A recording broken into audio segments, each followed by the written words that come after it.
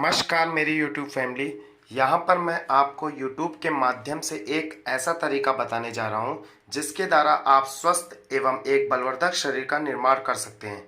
देखिए, आप अगर ये सोचते हैं कि लगभग अगर आप 1 घंटा व्यायाम करके एक अच्छे शरीर का निर्माण कर सकते हैं, तो ये कहना उचित नहीं होगा, क्योंकि 1 घंटे पे निर्भर आपकी बॉडी नहीं रहती है, बल्कि जो बाकी के जो बचे हुए घंटे होते हैं, 23 घंटे, उन घंटों में आपके द्वारा जो प्रतिक्रिया की जाती है, उसी के आधार पे आपके एक स्वस्थ शरीर का निर्माण होता है। और साथ ही साथ आपके द्वारा ली गई एक अच्छी आहार यानी कि डाइट, मतलब कितना आप कैलोरी ले रहे हैं, पानी, प्रोटीन, कार्ब ले रहे हैं, इन्हीं के संतुलन से ही आप एक स्वस्थ शरीर का निर्माण आपके हो सकता है। अगर हम कुछ वर्ष पूर्व देखते हैं कि तो जो हमारे पूर्वज हुआ करते थे या जो पुराने लोग काफ़ी मजबूत हुआ करते थे, ये देखने को हमको अक्सर सुना होगा। तो उसका जो मुख्य कारण ये था कि वह प्रतिदिन कठिन परिश्रम के बाद भी योग व व्यायाम को करने के लिए समय अवश्य देते थे। और तब एक मुख्य बिंदु ये भी था कि तब जो शुद्ध वातावरण होता था और शुद्ध अनाज भी हुआ करता था, जिसके कारण वह स्वस्थ एवं बलवर्धक हुआ करते थे। परंतु अब अगर हम देखें तो अब ऐसा बिल्कुल नहीं है।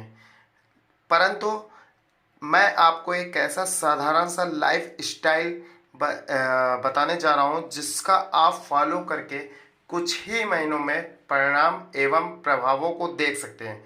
तो चलिए देखिए, सबसे पहले मैं आपको बताना चाहूँगा कि इसके लिए सबसे पहले आपको सुबह के जल्दी उठना होगा। आप कोशिश करें कि आप सूर्य उदय के पहले उठ जाए, क्योंकि जो सुबह की शुरुआत अगर आप उठते हैं और सूर्य उदय के पहले उठते हैं तो बहुत ही फ़ायदा आपके शरीर को करने लगेगा। आप कुछ ही दिन में ये महसूस करने लगेंगे। सुबह की शुरुआत आप आधा लीटर गुनगुने पानी को पी के करें, या हल्का सा आप शहद भी उसमें डाल के पी सकते हैं। तत्पश्चात फ्रेश होने के बाद प्राणायाम व कुछ आसनों का अभ्यास करें। देखिए, प्राणायाम के महत्व को मुझे बताने नहीं पड़ेगा, क्योंकि उसको तो पूरी दुनिया ही जानती है कि प्राणायाम जो है शरीर के इंटरनल, एक्सटर्नल और इसके अलावा कैंसर जैसी बीमारियों का भी एक बढ़िया उपचार है। कम से कम आप आधे नहीं, 1 घंटा टाइम है तो आधे घंटे तो प्राणायाम अवश्य अपनी जीवन शैली में अपनाएं। इससे आपको पूरे दिन अपने शरीर में काफ़ी ऊर्जा देखने को मिलेगी। फिर इसके बाद आप कुछ फल या जूस पीकर या थोड़ा सा दही चावल या 2-3 केले भी खा सकते हैं, जो भी आपको पसंद लगे।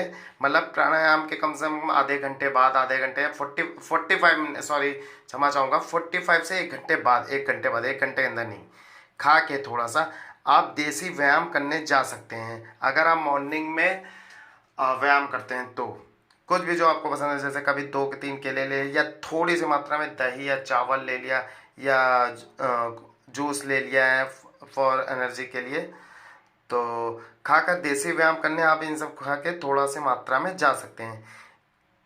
इसमें आप अपनी शरीर के सामर्थ्य के अनुसार ईमानदारी के साथ ये जो मैंने बताया है आपको, ये खाने के बाद आप व्यायाम करेंगे, वो भी पूरी ईमानदारी और निष्ठा के साथ करेंगे। व्यायाम को करने के बाद आप एक अच्छी डाइट, जैसे कि दूध की दलिया हो गई या मल्टीग्रेन दलिया हो गई। मल्टीग्रेन दलिया आप देखेंगे कहीं भी मिलती है, आप पतंजलि की भी यूज़ कर सकते हो, क्योंकि मैं वही यूज़ करता हूँ। पुष्टार दलिया के नाम से होता है। उसमें काफ़ी चीज़ों का मिश्रण होता है जो हमारे स्वास्थ्य के लिए अति उत्तम होता है। या अंकुरित चने हो गए, स्प्राउटेड टाइप का हो गया। आप उसमें अंकुरित चने में आप जैसे कि अनाज हो जाता है, अलग अलग जो भी जिस प्रकार से आपको पसंद है वो ले सकते हैं। जैसे कि चने हो गए, या आप रात में चने और हल्की सी थोड़ी सी मात्रा में काली उड़द, मूंग साबुत, राजमा भी थोड़ा भिगो सकते हैं। और बहुत से लोग तो उसमें छुआरे या उसमें किशमिश, अंजीर तक का भी ड्राई फ्रूट भिगो सकते हैं। तो आप जो भी आपको पसंद हो, ड्राई, अगर अंजीर भिगो रहे हो तो आप अंजीर अलग भिगो सकते हैं, क्योंकि वो मीठा रहता है। लेकिन हाँ, किशमिश भिगो सकते हैं। अगर नमकीन आप चने अंकुरित करके खाते हैं हल्का नमक डाल के, अगर आपको स्वाद नहीं अच्छा लगता है तो आप प्याज, अगर नींबू नमक डालते हैं तो उसमें ये नहीं कि उसमें भी आपने किशमिश भी डाल दिया भिगो, या अंजीर भी नहीं, तो उसको आप अलग कर लीजिएगा। उसको आप जैसे दूध की दलिया बनाते हैं, दूध की अगर खा रहे हैं तो उसमें मिक्स करके खा सकते हैं दूध की दलिया में। और मल्टीग्रेन दलिया है वो नमकीन दलिया होती है।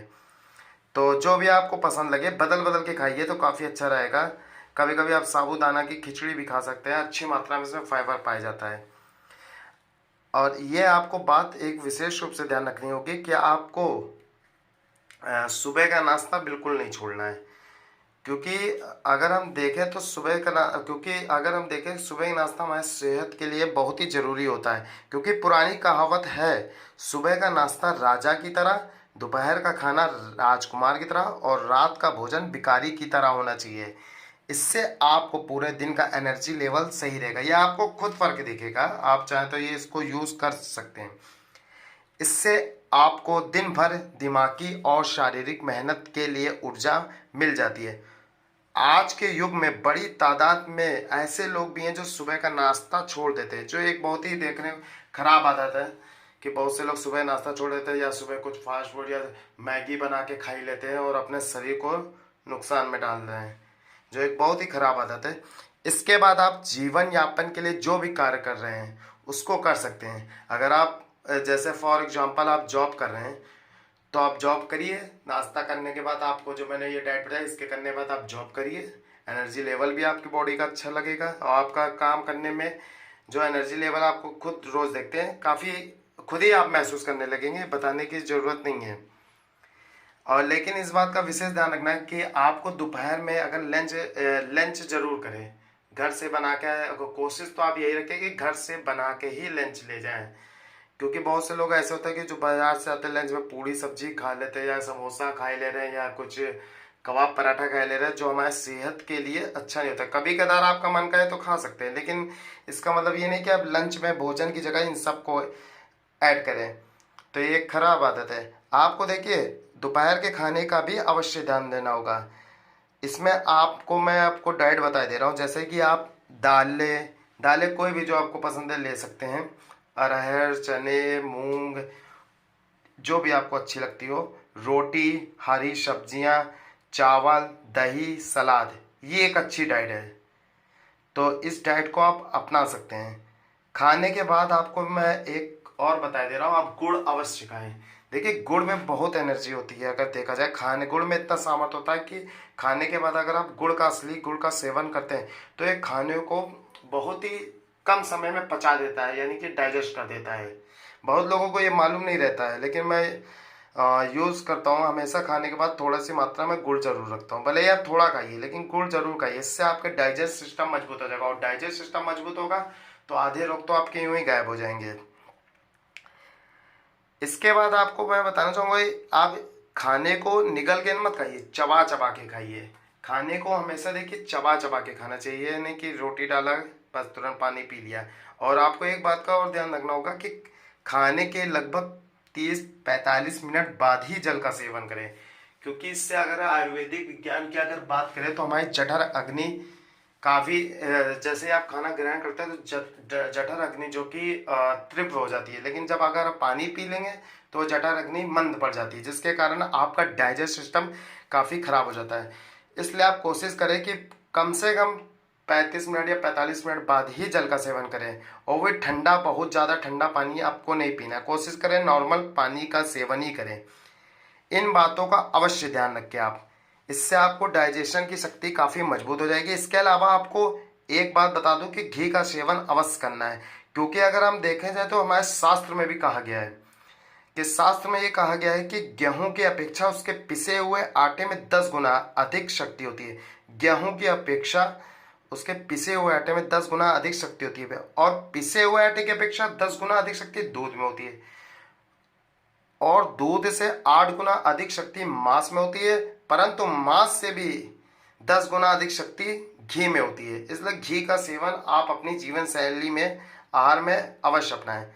शाम को आप कुछ हल्का फुल्का खाकर अपने दैनिक कार्य कर सकते हैं कि घर से आए कुछ घर के काम हो गए, इधर जाना उधर जाना, कुछ भी कर सकते हैं। या अगर व्यायाम करते हैं तो आप उसी हिसाब से अपने हिसाब से कर सकते हैं मैनेज।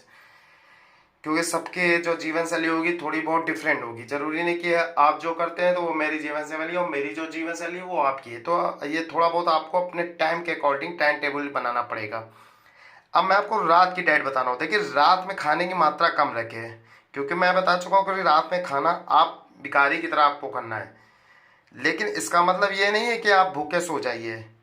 देखिए, रात में आपको हल्का खाना लेना है। रात में आपको एक कुछ बातों का ध्यान भी रखना है कि आप फल, दही, चावल और खीरा या कॉफ़ी, फास्ट फूड इत्यादि चीज़ों का सेवन करने से काफ़ी बचें। देखिए, फास्ट फूड वगैरह तो काफ़ी हमारे स्वास्थ्य पे बुरा असर पड़ता है, लेकिन रात में आप जो मैंने ये बता रहा हूँ लगभग कम से कम इत्यादि इन चीज़ों का विशेष कर ध्यान रखें। रात में सेवन मत करें। अगर फैट कम करना चाह रहे हैं तो चावल का तो सेवन बिल्कुल ही बंद कर दें। आप हल्का खाना रखें कि आपकी जो भूख पूरी लगे उससे कम थोड़ा खाएं रात में। इससे आपको नींद भी अच्छी आएगी। और अगर आप रात्रि में अगर दूध पीते हैं तो ध्यान रखें सोने से लगभग 1-2 घंटे पहले ही दूध पी लें। कोशिश करें बिना चीनी का दूध पिए तो काफ़ी अच्छा रहेगा। इसके अलावा, इन सब बातों के अलावा, मैं यहाँ पर आपको एक ऐसा तरीका बताने जा रहा हूँ कि अगर आप इसे आजमा लेते हैं तो आपको इससे एक अच्छी नींद आ सकती है। इसके लिए मैं आपको एक तरीका बता रहा हूँ, इसको आप ध्यान से सुनिएगा। देखिए, आप जब सोने आते हैं तो सोने से लगभग 1 घंटा पूर्व आप अपने मोबाइल को दूर रख दीजिए। बिल्कुल दूर, साइलेंट या स्विच ऑफ जैसे भी वाइब्रेट करके दूर रख दीजिए। और सोने से कुछ समय पहले आप अपने पैरों को अच्छी तरह साबुन से धो लें। फिर पैर के तलुए पर हल्के तेल से मालिश करें।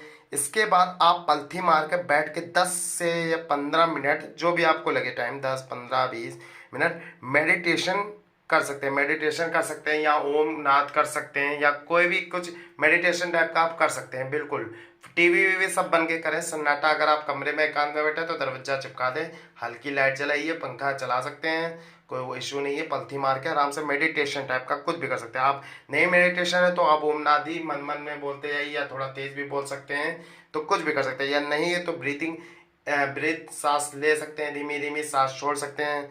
या आप गहरी सांस प्रश्वास कर सकते हैं। गहरी सांस प्रश्वास भी कर सकते हैं। गहरी सांस मतलब मन ही मन आप सांस को धीमे धीमे लेते जाइए और धीमे धीमे छोड़ते जाइए।